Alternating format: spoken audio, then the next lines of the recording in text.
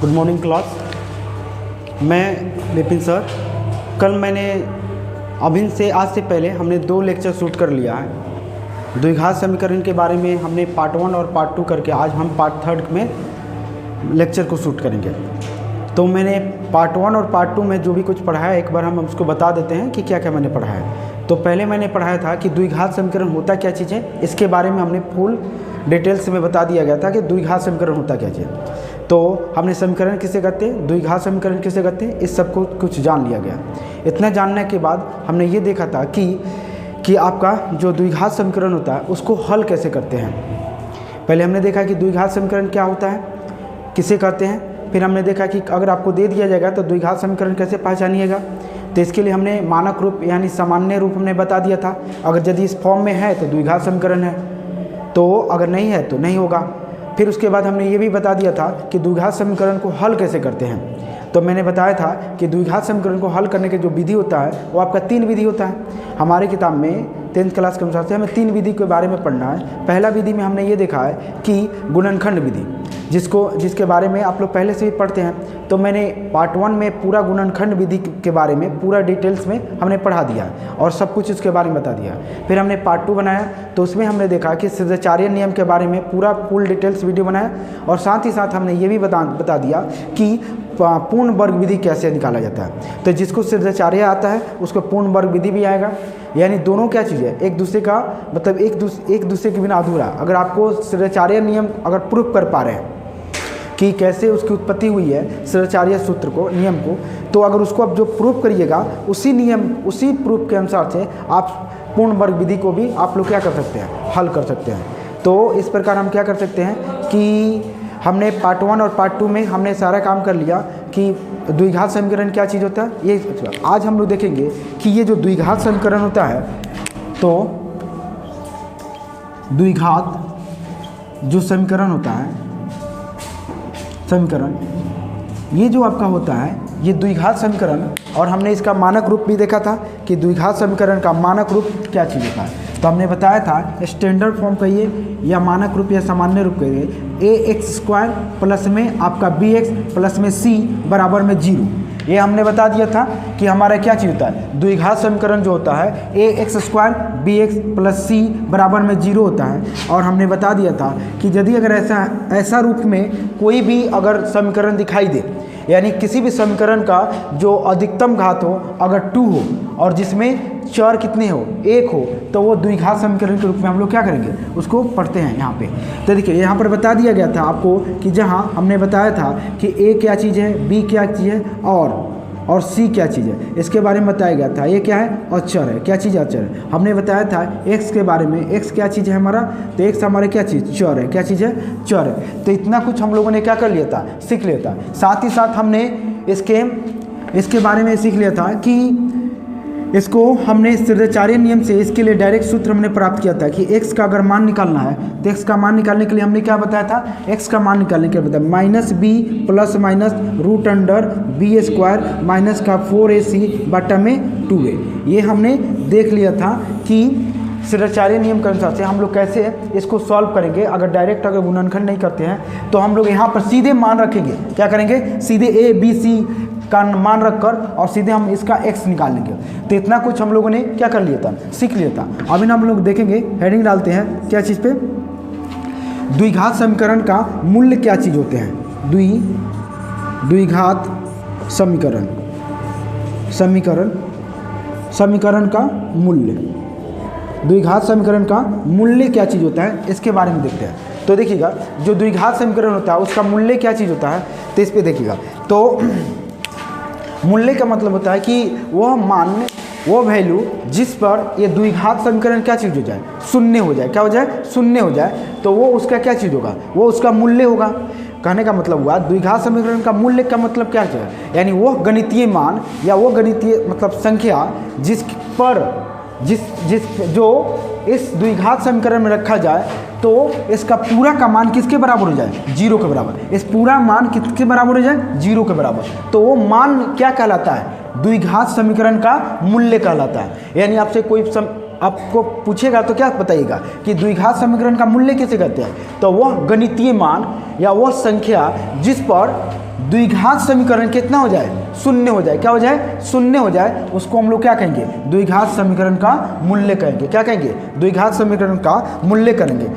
उस गेट को बंद करो। यहाँ पर देखिएगा तो क्या बताइएगा कि वह मान अर्थात संख्या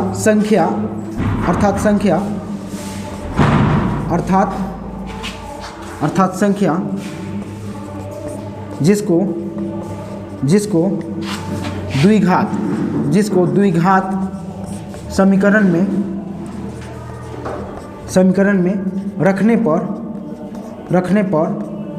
वह मान अर्थात संख्या जिसको द्विघात समीकरण में रखने पर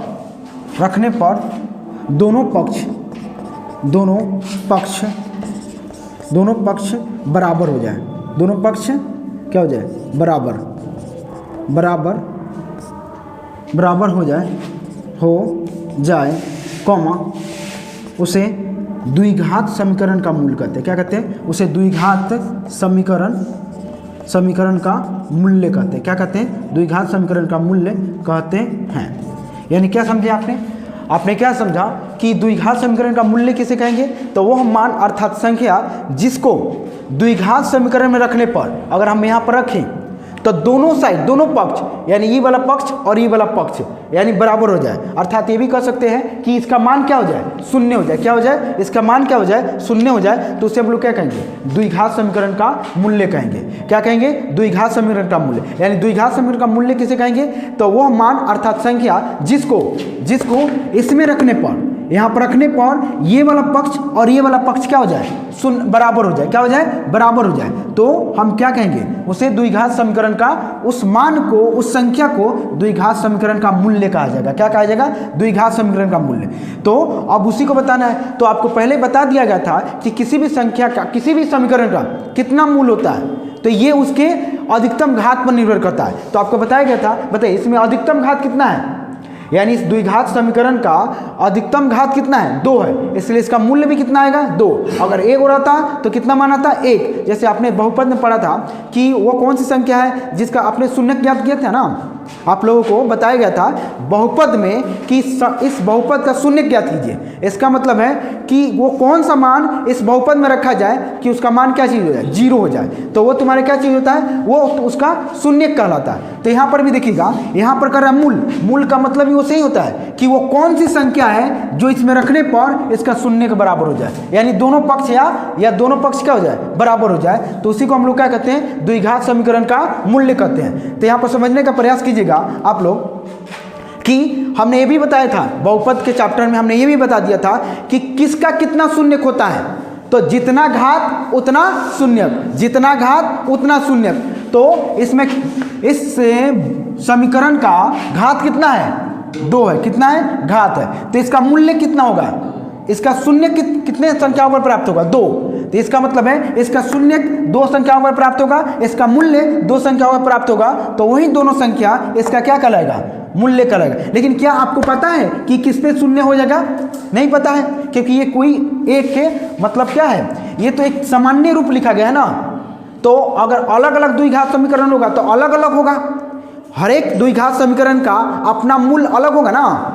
जितना द्विघात समीकरण लिखेंगे उतना मूल होगा। इसका मतलब ये चीज़ है कि नहीं, जब हमको क्लियर नहीं है तो हम क्या मान लेंगे, क्या करेंगे, हम मान लेंगे क्या मानेंगे। तो यहाँ पर देख लिखेंगे कि माना कि द्विघात समीकरण का मूल्य कितना मान लिया जाए, माना कि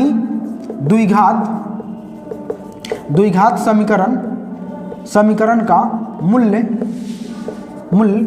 अल्फा और बीटा है। यानी कितना है, यानी अल्फा और बीटा है। हमने क्या मान लिया, आपको देखिए ये कोई निश्चित नहीं कि अल्फा ही मानिए बीटा है, लेकिन हमेशा क्या चीज़ होता है, अल्फा बीटा लेकर चलते हैं। इसलिए हम क्या कर लिए, हमने अल्फा और बीटा मान लिया। क्या मान लिया, अल्फा और बीटा। ये कोई मतलब एग्जैक्ट नहीं है कि आप अल्फा और बीटा मानिए, लेकिन किताब में हर जगह सब लोग अल्फा बीटा कहता है, इसलिए हम अल्फा और बीटा को क्या करेंगे, हम लोग भी मान लेंगे। यानी क्या समझे, पहले द्विघात समीकरण आपने समझ लिया कि द्विघात समीकरण होता है क्या, द्विघात समीकरण पहले समझे थे फर्स्ट लेक्चर में, और यहाँ पर समझिए कि द्विघात समीकरण का मूल्य क्या चीज़ होता है। तो मूल्य के बारे में समझ लिया। अब हम लोग क्या समझेंगे कि द्विघात समीकरण का जो मूल्य होता है, मूल्य का मतलब समझे ना कि वो मान जिस पर ये 0 हो जाए या दोनों पक्ष बराबर हो जाए, तो उसको हम लोग क्या कहेंगे, द्विघात समीकरण का मूल्य कहा जाएगा। तो बताइए इसमें कितना संभव है, इस द्विघात समीकरण के लिए कितना मूल संभव होगा, 2 गो। क्यों 2 गो? क्योंकि इसका मान्य कितना है, इसका मतलब सॉरी इसका इस द्विघात समीकरण का घात कितना है, अधिकतम घात कितना है, 2। 2 गो है तो 2, 1 गो रहेगा तो 1, 3 गो रहेगा तो 3, 4 गो रहेगा तो 4, जय गो घात तय गो मान। ठीक है, तो यहाँ पर 2 गो घात तो 2 गो मान, यहाँ पर अल्फा और बीटा क्या चीज़ हो जाएगा। अब देखिएगा, तो इसके बाद हम लोग बढ़ेंगे, इतना बात हम समझ लिए। तो देखिएगा अब देखिएगा उसके बाद हम क्या करेंगे, देखिएगा तो हम और आपको पता है कि इसका यही x है ना, यहाँ पर x दिया हुआ है ना, ये x क्या है, इससे हमको 2 का मान प्राप्त होता है, एगो प्लस करके एगो माइनस करके, अर्थात इसका मतलब है कि यही दोनों मूल्य है, यही द्विघात समीकरण का मूल्य है। इसका मतलब ये है ना कि द्विघात समीकरण का मूल्य क्या चीज़ है, यही है। इसका मतलब है कि एक बार प्लस वाला और एक बार माइनस वाला, यानी कहने का मतलब है कि अर्थात मान लिया जाए अल्फा बराबर क्या चीज़ है, अल्फा बराबर माइनस का b plus root under b square minus का 4ac बट्टा में 2a। फिर आपका दूसरा जो मूल्य होगा बीटा, वो कितना हो जाएगा, माइनस का b minus root under b square minus का 4ac बट्टा में 2a। यानी हमारे पास क्या चीज़ प्राप्त होगी, तो हमारे पास 2 गो मान प्राप्त हुआ। कितना, 2 गो मान। ये कैसे प्राप्त हुआ आपको समझ में है ना, कैसे प्राप्त किए, हमको पता है यही मिलता है। एगो इसका मान इसमें रखेंगे ना तो 0 हो जाएगा, हर हाल में होगा। आप घर पे जाकर इसका एक मान उठाइए और यहाँ x के जगह पर रखिए और सॉल्व कीजिए, एक एक्यूरेट 0 प्राप्त हो जाएगा। क्या प्राप्त हो जाएगा, दोनों पक्ष बराबर हो जाएगा। फिर इसको भी उठाइए और यहाँ पर रखिए, x के जगह पर इसको रखिए, एकदम एक्यूरेट मतलब 100% क्या होगा, 0 प्राप्त होगा। तो इसका मतलब ये और ये क्या है, द्विघात समीकरण का क्या है, मूल्य, क्या है, मूल्य है। और हमने मान लिया कि एक मूल को अल्फा, दूसरे मूल को क्या मान लिया गया, बीटा। तो पहले बात बताइए आपको मूल्य समझ में आया कि नहीं आया, कि द्विघात समीकरण का मूल्य क्या चीज होता है। इतना बात समझ में आ गया है ना, किसे कहते हैं ये समझ में आ गया। यहाँ से आप क्या कीजिए, इसको नोट डाउन कीजिए फटाफट, फिर आगे बढ़ते हैं।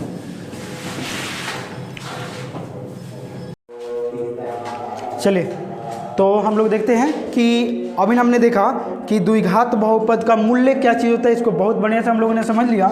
और मूल्य में हमने देखा था कि अल्फा बराबर हमने देखा कि माइनस का b प्लस रूट के अंदर में बी स्क्वायर माइनस का 4ac बट्टा में 2a देखा था। फिर बीटा बराबर हमने देखा था माइनस का b minus root under b square minus का 4ac बट्टा में 2a। तो अभी तक हमने यही समझा कि जो द्विघात समीकरण होता है उसका मूल्य क्या चीज़ होता है, इस पर हमने देख लिया। और ये अल्फा और बीटा कैसे हमने माना ये भी हमने समझ लिया। और ये कैसे आया है, माइनस का b और माइनस का b plus root under b square minus 4ac बट्टे में 2a, और माइनस का b minus root under b square minus का 4ac बट्टे में 2a। ये कैसे प्राप्त हुआ, ये हमने सिद्धाचार्य नियम के अनुसार से हमने समझ लिया था। वहाँ से हमने उसको समझ लिया, x का मान समझ लिया, x कैसे हमारा मूल बनता है इस चीज़ को समझ लिया। क्योंकि x का मान ही वो क्या करेगा, द्विघात समीकरण को आपको क्या करेगा, शून्य करेगा। अब जब द्विघात समीकरण को x का मान शून्य करता है तो जो मान शून्य करेगा वो मूल कहलाता है। तो मूल इसमें कितने हो जाएंगे, 2, क्योंकि द्विघात समीकरण है तो 2 होगा, एक अल्फा और एक मान लिया गया बीटा। आइएगा आप समझते हैं हम लोग यहाँ पे कि देखिएगा, तो मूल्यों का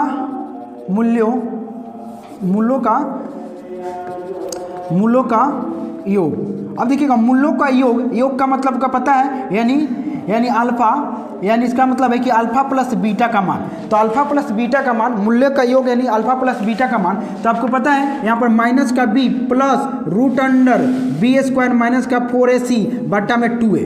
और फिर उसके बाद आपका क्या चीज़ हो जाएगा, अगर प्लस करना है तो प्लस होगा। और फिर इसके बाद आपका हो जाएगा कि यहाँ पर देखिएगा तो क्या हो जाएगा, यहाँ पर माइनस का b और minus root under b square minus का 4ac बट्टा में 2a। अब इसको हम क्या करेंगे, इसका एलसीएम निकालेंगे, क्योंकि मूल्यों का योग होता है। यहाँ पर कितना चीज़ होगा, तो यहाँ पर 2a हो जाएगा और यहाँ पर हो जाएगा माइनस का b plus root under b square minus का 4ac। और आपका यहाँ पर क्या चीज़ हो जाएगा, यहाँ पर बीच में प्लस है तो प्लस क्यों होगा ऐसा, क्योंकि अगर मान लीजिए 2a और 2a। सिंपल में आप समझिएगा कि 2 का एलसीएम निकालिएगा तो कितना आएगा 2, 3 का निकालिएगा तो 3, यानी कहने का मतलब सेम नंबर का या सेम संख्या का अगर एलसीएम निकालिएगा तो वही चीज आएगा। इसलिए 2a और 2a का एलसीएम निकालिएगा तो कितना आएगा 2a आएगा। अब इससे इसमें भाग कीजिएगा तो एक मरतबे, एक से किसी भी संख्या में गुना या गुना करने पर कोई फर्क नहीं पड़ता, तो जैसा है वैसा उतर जाएगा। फिर यहाँ से इसको भाग कीजिएगा तो एक बार में कटेगा, और फिर इसमें एक से गुना कीजिएगा तो क्या होगा सेम चीज आ जाएगा, यानी जैसा रहेगा वैसे ही आ जाएगा। ठीक है, तो माइनस का b minus root under b square minus का 4ac इतना हो जाएगा।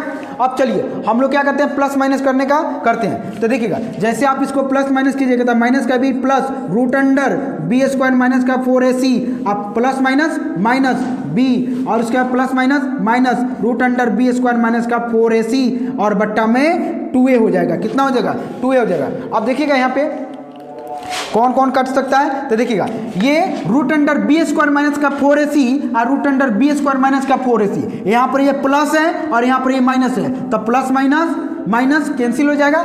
और उसके बाद बचेगा क्या चीज़, ध्यान से देखिएगा यहाँ पर बचेगा माइनस का बी बट्टा में 2a, माइनस का बी और बट्टा में 2a, और माइनस माइनस प्लस हो जाएगा तो इसका हो जाएगा 2b बट्टा में 2a, ए कैंसिल हो जाएगा तो क्या बचेगा माइनस का a बट्टा में माइनस का b बट्टा में a बचेगा। इतना चीज होगा, अर्थात हमने क्या देख लिया बताइएगा, हमने ये देख लिया कि अल्फा प्लस बीटा का मान कितना प्राप्त हो गया माइनस का b बट्टे में a, हमने ये प्राप्त कर लिया। तो इस बात को आपको क्या करना पड़ेगा, याद रखना पड़ेगा। जल्दी से इसको उतारिए और इसको लिखिए। ठीक है, आइए हम लोग समझते हैं कि हमने मूलों का योग समझ लिया। अब हम लोग समझेंगे क्या चीज़। अब यहाँ पर देखिएगा दूसरा पॉइंट ये हुआ कि मूलों का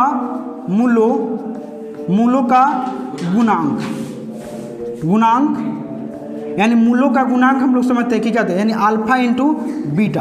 अब देखिएगा यहाँ पर हम लोग क्या समझेंगे, हमने मूलों का योग समझा, अब मूलों का गुणांक समझेंगे। यानी मूलों का अगर गुना किया जाएगा तो क्या प्राप्त होगा, तो ये समझिएगा मूलों, यहाँ पर मूल क्या है, तो हमारे पर यहाँ पर देखा जाएगा मूल हमारे पास 2 है। अगर द्विघात समीकरण है तो 2 गो मूल, त्रिघात समीकरण है तो 3 गो, तो जय गो घात वाला समीकरण तय गो मूल्य प्राप्त होता है। ठीक है, तो यहाँ पर देखिएगा अल्फा इंटू बीटा हम निकालेंगे तो कितना हो जाएगा, एक बार हम क्या करेंगे इसको देखिएगा, इसमें अल्फा वाला मान कितना माइनस का b plus root under b square minus का 4ac बट्टा में 2a, और फिर उसके बाद क्या है गुना करना है। इस बार क्या करना है, गुना करना है, तो गुना हो जाएगा। और फिर इसके बाद कितना चीज होगा माइनस का b minus root under b square minus का 4ac बट्टा में 2a।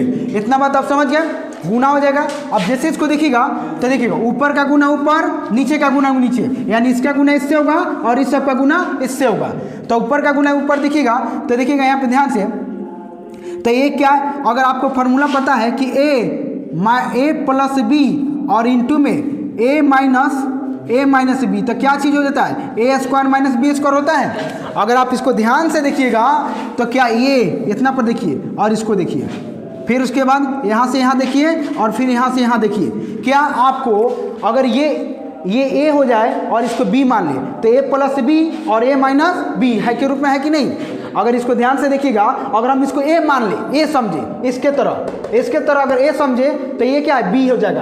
तो देखिएगा क्या सेम चीज को जोड़ा जा रहा है, सेम चीज को घटाया जाएगा कि नहीं। यहाँ पर भी सेम चीज, यहाँ पर भी सेम चीज, यहाँ पर भी सेम चीज, यहाँ पर भी सेम चीज। जब सेम चीज को जोड़ा जाए और सेम चीज को ही घटाया जाए और दोनों के बीच में संबंध कैसा रहे, गुना का। कैसा रहे, गुना का। तो कौन सा फॉर्मूला लगेगा, ए स्क्वायर माइनस में बी स्क्वायर। तो यहाँ पर भी हो जाएगा आपका, यहाँ पर कितना हो जाएगा देखिएगा, यानी माइनस बी का क्या चीज हो जाएगा, माइनस बी का स्क्वायर हो जाएगा, माइनस बी का स्क्वायर। फिर उसके बाद कितना हो जाएगा, बीच में माइनस, और फिर उसके बाद कितना हो जाएगा, तो फिर इसका भी हम लोग स्क्वायर कर लेंगे, यानी किसका root under b square minus का 4ac का भी, और भी नीचे कितना हो जाएगा 2a का होल स्क्वायर होगा, इधर से इसका स्क्वायर और इधर से इसका स्क्वायर। तो जैसे हम इसको करेंगे तो कितना चीज़ हो जाएगा बताइएगा।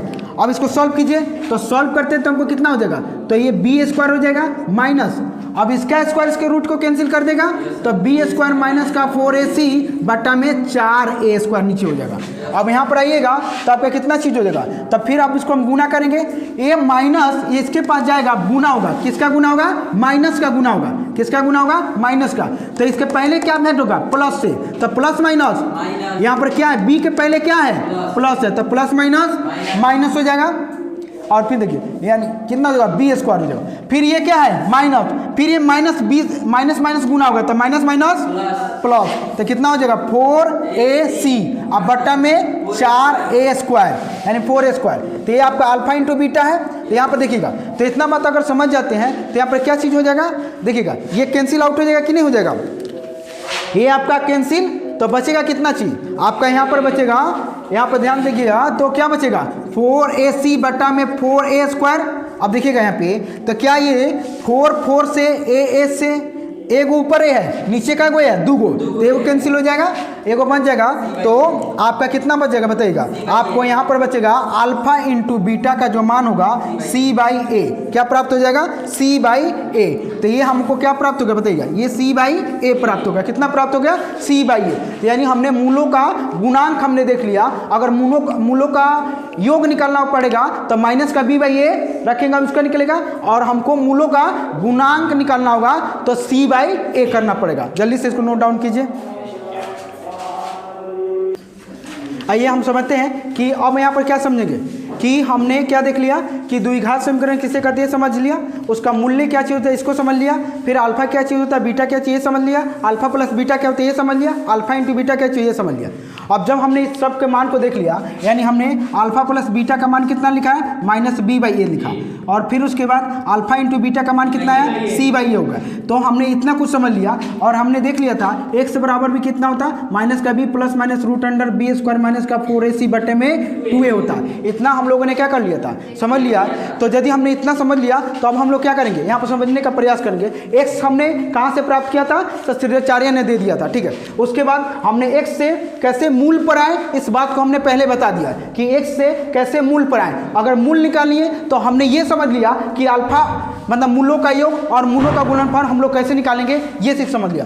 अब हम लोग समझेंगे कि मान लीजिए आपको अल्फा बीटा या मूलों का योग और मूलों का गुणनफल दे देता है, तो आप इससे कैसे द्विघात समीकरण बनाइएगा, तो इसके लिए समझते हैं, ठीक है। यानी द्विघात समीकरण अगर द्विघात समीकरण लिखना होगा, क्या लिखना होगा, अगर आपको द्विघात समीकरण लिखना होगा तो द्विघात समीकरण लिखना होगा, अगर इनमें से कोई भी चीज़ दे देता है तो आपसे कहेगा कि द्विघात समीकरण लिखकर बताइए, तो कैसे बताइएगा, तो देखिएगा द्विघात समीकरण अगर समीकरण लिखना चाहते हैं कि द्विघात समीकरण कैसे बताइएगा कि क्या होगा द्विघात समीकरण, तो इसके लिए आपको करना पड़ेगा, तो इसके लिए होता है इसका सामान्य रूप कि एक्स स्क्वायर माइनस क्या होगा एक्स स्क्वायर माइनस यहाँ पर होगा आपका एक बार मूलों का योग यानी अल्फा प्लस बीटा और इसका क्या चीज़ हो जाएगा मूलों का योग यानी अल्फा प्लस बीटा एक्स, और फिर आपका क्या चीज़ हो जाएगा यहाँ पर हो जाएगा आपका प्लस हो जाएगा, क्या हो जाएगा प्लस अल्फा इंटू बीटा हो जाएगा, और बराबर में कितना चीज़ हो जाएगा, तो बराबर में हो जाएगा 0। जब हम इसको 0 लगा देते हैं तभी हमारा क्या बन जाता है समीकरण बन जाता है। इस बात को मैंने पहले ही बता दिया था कि जब तक अगर दो कथन तभी समीकरण बनेगा जब वो समानता को व्यक्त करेगा, क्या चीज़ को व्यक्त करेगा समानता को। तो यहाँ पर देखिए समानता यानी इक्वालिटी यानी बराबर का चिन्ह अगर नहीं दिया जाएगा तब तक ये द्विघात समीकरण नहीं कहलाएगा। यानी हम लोगों ने यहाँ पर वीडियो बना रहा था लेकिन क्या चीज़ हुआ बीच में टेक्निकल प्रॉब्लम के कारण से यहाँ तक का वीडियो नहीं हुआ है, तो फिर से हम इसको क्या करते हैं समझने का प्रयास करते हैं। आइए देखिएगा इतना समझिएगा, यहाँ तक ले हम लोगों ने वीडियो में देख लिया था, लेकिन इसके बाद में टेक्निकल प्रॉब्लम होने के कारण से हम लोगों ने क्या कर लिया वीडियो को शूट नहीं हो पाया था, इसलिए फिर से हम लोग देखते हैं। यहाँ तक समझिएगा हमने क्या कर दिया था कि यहाँ पर देखिएगा ये आपका क्या चीज़ है द्विघात समीकरण है। यहाँ तक हमने बता दिया था कि द्विघात समीकरण आप कैसे बनाइएगा, एक्स स्क्वायर माइनस का अल्फा प्लस बीटा और इंटू एक्स प्लस में अल्फा इंटू बीटा बराबर में 0। अगर आपको अल्फा और बीटा देता है या अल्फा प्लस बीटा देता है या अल्फा इंटू बीटा देता है तो हम इस इक्वेशन में क्या करेंगे रखेंगे और द्विघात समीकरण हमने प्राप्त कर लेते हैं। और हमने पढ़ा था कि जो हमको अगर मान लीजिए कि हमारे पास क्या है हमें अल्फा प्लस बीटा का मान कितना है माइनस का b by A, alpha into beta का मान कितना है c बाई ए। यदि हम इसको मान रखते हैं तो हमें क्या प्राप्त होगा, आइए एक बार मान रख के चेक करते हैं कि इसमें रखने के बाद हमें कौन सा द्विघात समीकरण प्राप्त होता है। यहाँ पर समझिएगा x square minus alpha plus beta का मान कितना, माइनस का b बाई ए, तो माइनस का b by A I into में x है तो x में करेगा, प्लस अल्फा इंटू बीटा कितना है तो c बाई ए, और बराबर में कितना 0। तो यहाँ पे देखिए माइनस माइनस आपका कितना हो जाएगा प्लस, और b बाई ए हो जाएगा x हो जाएगा, प्लस c बाई ए हो जाएगा, और बट्टा में कितना होगा 0। एलसीएम निकालेंगे तो कितना हो जाएगा a और ये हो जाएगा 0। तो यहाँ पर अगर इससे भाग कीजिएगा, इसके नीचे कितना 1 है, 1 से a में भाग कीजिएगा तो कितना आएगा a आएगा, और इसमें गुना कीजिएगा तो a स्क्वायर हो जाएगा, प्लस यहाँ पर इसमें कीजिएगा तो एक मरतबे यहाँ पर हो जाएगा bx हो जाएगा, प्लस में c हो जाएगा, ये इधर भागा में है उधर जाएगा तो क्या हो जाएगा गुना में हो जाएगा, a एक्स स्क्वायर प्लस में bx प्लस में c बराबर में आपका 0 हो जाएगा। यानी कहने का मतलब हुआ ये जो आपका रूप हुआ ये हमें क्या हो द्विघात समीकरण बनाने का सूत्र हो गया, और ये हो गया इसका मानक रूप या स्टैंडर्ड फॉर्म जो हमने पिछले क्लास में ही पढ़ लिया था। इसको हम लोग क्या कहते हैं, इसको बोलेंगे मानक रूप। क्या बोलेंगे, मानक रूप या सामान्य रूप बोला जाता है। क्या बोला जाता है, सामान्य रूप बोला जाएगा। किसका, द्विघात समीकरण का ये मानक रूप हो जाएगा, सामान्य रूप हो जाएगा, और इसी को कहा जाता है द्विघात समीकरण का मानक रूप या सामान्य रूप या स्टैंडर्ड फॉर्म। ये किसका हो जाएगा, क्वाड्रेटिक इक्वेशन का। तो इतना बात हम लोगों ने क्या कर लिया था, समझ लिया था। तो इसको आप लोग क्या कीजिए, इसको नोट डाउन कीजिए और फिर आगे बढ़ते हैं। आइए हम लोग देखते हैं यहाँ से। अब देखेंगे हमने यहाँ तक समझ लिया कि द्विघात समीकरण का मानक रूप कैसे हमने लिखा था और द्विघात समीकरण हम लोग कैसे बनाएंगे। इसको समझने के बाद अब हम लोग देखेंगे किसी द्विघात समीकरण के अंदर को, मतलब हम जैसे देखिए इसका मूल्य है तो इसका मूल्य पे अब हम लोग बात करेंगे। देखिए इसका जो मूल्य आया था अल्फा और बीटा आया था, तो इसमें देखा गया था जो रूट के अंदर में जो मान है, इसको देखिएगा तो देखिएगा यहाँ पे एक शब्द आता है, उसको समझने का प्रयास कीजिएगा। इसको बोला जाता है विवेचक या विविक्तर, या क्या बोला जाता है विविक्तर, या इसी को बोला जाता है डिस्क्रिमिनेंट। यानी इसको डिनोट किया जाता है डी से। क्या चीज़ से डिनोट किया जाता है, डी से। तो डी से क्यों डिनोट किया जाता है, क्योंकि डी का इसका देखिएगा विवेचक, क्या बोलते हैं इसको, विवेचक या विविक्तर होता है, और डिस्क्रिमिनेंट होता है। क्या होता है, डिस्क्रिमिनेंट होता है। तो देखिएगा डिस्क्रिमिनेंट ये डी से स्टार्ट होता है, इसलिए इसको क्या चीज़ से डिनोट करते हैं, डी से। और ये होता क्या है, ये होता है जो रूट के अंदर का जो मान होता है बी स्क्वायर माइनस का 4ac, इसी को क्या कहा जाता है, विवेचक बोला जाता है। क्या बोला जाता है, विवेचक बोला जाता है, क्योंकि यही बताता है कि आपका मूल क्या चीज़ होगा, मूल क्या होगा, 0 से बड़ा होगा, 0 से छोटा होगा, या 0 के बराबर होगा, यही निर्धारित करेगा।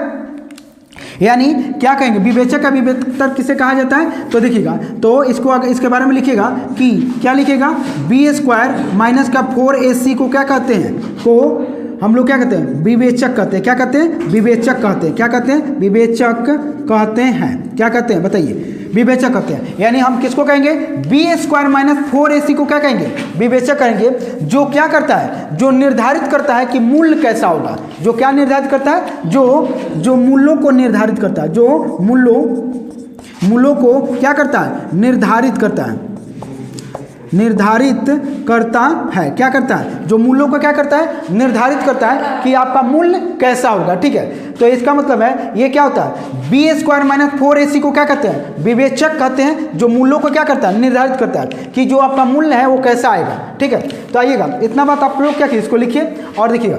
इसका मतलब हो गया कि इसका मतलब यहाँ पर समझिएगा कि यहाँ पर हमने d से, यानी d बराबर क्या चीज़ हो जाएगा, तो d बराबर बी स्क्वायर माइनस का 4ac हो जाएगा। क्या चीज़ हो जाएगा, d बराबर क्या चीज़ होगा, d बराबर बी स्क्वायर माइनस का 4ac। क्यों लिखे, क्योंकि विवेचक और विवेक्तर यानी डिस्क्रिमिनेंट का मतलब होता है को जो क्या करे, जो इसी को हम लोग विवेचक बोलते हैं। किसको, जो मूल के अंदर में b square plus root under b square minus का 4ac, ये जो होता है ना, यही बताता है कि आपका मूल कैसा होगा। तो मूल को निर्धारित करने वाला जो होता है उसको विवेचक का विवेक्तर बोलते हैं, और इसको डिस्क्रिमिनेंट यानी डी से डिनोट करते हैं, इसलिए डी बराबर बी स्क्वायर माइनस का 4ac होगा। इतना बात आपको समझ में आएगा। अब हम लोग समझेंगे कि आपका कब क्या होगा।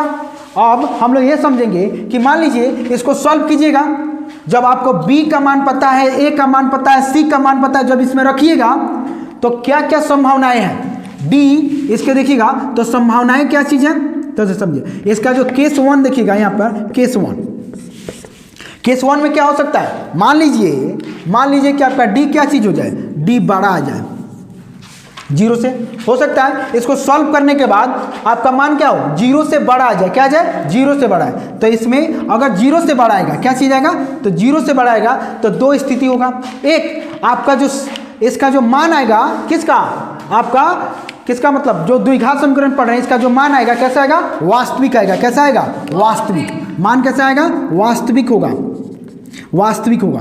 और क्या चीज होगा, दोनों मान अल्फा और बीटा का, दोनों मान अल्फा और बीटा का यानी दोनों मूल्य इसका क्या होगा, असमान रहेगा, क्या रहेगा असमान, कैसा रहेगा असमान रहेगा। आपने देखा था ना कभी कभी आप जब द्विघात समीकरण गुणनखंड विधि से पढ़ा रहे थे तो उस समय आपको क्या आ रहा था, किसी का मान सेम आ जा रहा था, किसी का मान अलग आ जा रहा था, किसी का मान माइनस में और किसी का प्लस में आ रहा था, वहां पर आ रहा था ना।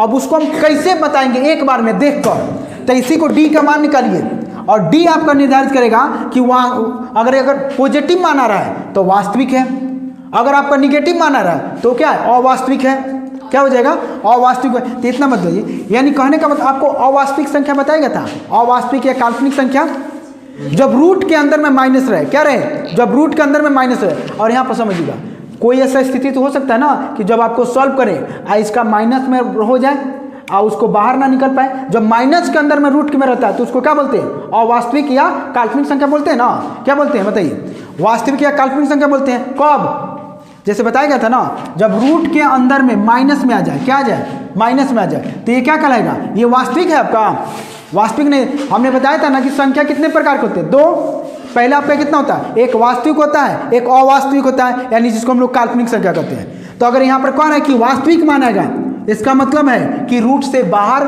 आएगा, क्या आएगा रूट से बाहर आएगा और वो भी प्लस में आएगा। और ये कह रहा है कि अवास्तविक है यानी वास्तविक काल्पनिक है, इसका मतलब है कि रूट के अंदर में माइनस के साथ रहेगा, क्या रहेगा रूट के अंदर में माइनस के साथ रहेगा तो अवास्तविक है। तो आप बात समझिएगा, इतना हो जाएगा। फिर केस नंबर 2 हो सकता है आपके पास, क्या हो सकते हैं केस आपका 2 हो सकता है। केस आपका 2 में क्या चीज होता है कि जो आपका डी है, जो आपका क्या है डी है, ये क्या हो सकता है कि बराबर हो जाए किसके, 0 के।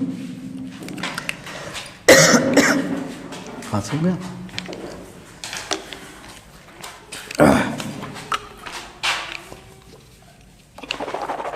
चलिए कभी कभी गला फंस जाता है, ठीक है ना। आइए यहाँ पर समझते हैं। यहाँ में देखिएगा कह रहा है कि जब d क्या हो जाए 0 के बराबर हो जाए, तो जब d 0 के बराबर होगा तो इस समय भी आपका दो स्थिति उत्पन्न होगा। पहला एक होगा कि मान तो वास्तविक होगा आपका, क्या होगा मान कैसा होगा वास्तविक होगा, कैसा होगा मान आपका वास्तविक होगा, मान कैसा होगा तो मान आपका जो होगा वो कैसा होगा वास्तविक होगा, कैसा होगा वास्तविक होगा। यानी कहने का मतलब है रूट से बाहर आपका मान आएगा, कहाँ पे आएगा रूट से बाहर आएगा। लेकिन असमान कहने का मतलब क्या है, एगो 2 आ सकता है, एगो 3 आएगा, एगो 4 आएगा, तो एगो 5 आएगा, एगो बट्टा में आएगा, तो एगो ऐसे आएगा। असमान का मतलब दोनों मान अल्फा और बीटा का क्या होगा एक बराबर नहीं आएगा। जब अल्फा और बीटा का मान एक बराबर नहीं आएगा तो असमान है, क्या है असमान है। आपने देखा था ना, आपने गुणनखंड विधि को हल किया था तो आपको ये बताया गया था कभी कभी आप हल कर रहे थे तो अलग अलग आ रहा था और कभी कभी सेम आ जा रहा था और कभी कभी एगो प्लस आ रहा है तो माइनस आ रहा था। तो वही कह रहा है कि यहाँ पर क्या आएगा असमान आएगा। कब, जब d का मान इसको सॉल्व कीजिए और सॉल्व करने के बाद d बड़ा आ जाए, क्या आ जाए बड़ा आ जाए, तो उसका मान कैसे आएगा वास्तविक आएगा। कंफर्म है कि वास्तविक आएगा, प्लस माइनस में रहेगा। लेकिन और दोनों मान क्या होगा अल्फा और बीटा का मान क्या आएगा अलग अलग रहेगा, एगो 2 तो 3, एगो 5 तो 7, एगो माइनस तो एगो प्लस, अलग अलग रहेगा। लेकिन यहाँ पर देखिएगा जब d का मान क्या हो जाए बराबर तो वास्तविक तो आएगा, लेकिन क्या आएगा लेकिन समान आएगा। क्या चीज होगा समान, कैसे होगा समान मान होगा। और केस तीसरा, केस आपका कितना होता है केस नंबर 3, केस नंबर कितना 3। जब 3 केस आएगा तो उसमें देखिएगा, देखिए क्या क्या संभावनाएं हो सकती है। डी आपका बड़ा हो सकता है, डी आपका बराबर हो सकता है, डी आपका छोटा हो सकता है। तीन ही चीज होता है ना, या तो बड़ा होगा, नहीं तो बराबर होगा, और नहीं तो क्या चीज होगा, छोटा होगा। तो देखिए बड़ा देख लिए, बराबर देख लिए, और तीसरा स्थिति छोटा होगा। क्या होगा, छोटा होगा। यानी डी जब आपका 0 से छोटा होगा, तो इस समय जब 0 से छोटा हो जाएगा तो इसका मान ही नहीं निकलेगा। इसके अंदर से क्या निकाल पाइएगा, नहीं निकाल पाइएगा। यानी कैसा मान आएगा, सीधी सीधी सी बात है, इस समीकरण को हल नहीं किया जा सकता। क्या किया जाता, हल नहीं किया जा सकता। यानी कहने का मतलब है कि अवास्तविक होगा। कैसा होगा, अवास्तविक होगा। कैसा होगा, अवास्तविक, अवास्तविक हो जाएगा। तो पहले बात बताइए, इतना बात समझ में आया कि नहीं आया, कैसे, यहाँ पे देखिएगा, इतना बात समझ में आ गया। यानी जो ये डी क्या चीज होता है, डी क्या होता है, आपका विवेचक होता है, और ये अल्फा और बीटा का जो मान होता है रूट के अंदर का, उसी में क्या होता है। चलिए इसको उतारिए जल्दी से, आगे इस पर कुछ प्रॉब्लम देखते हैं।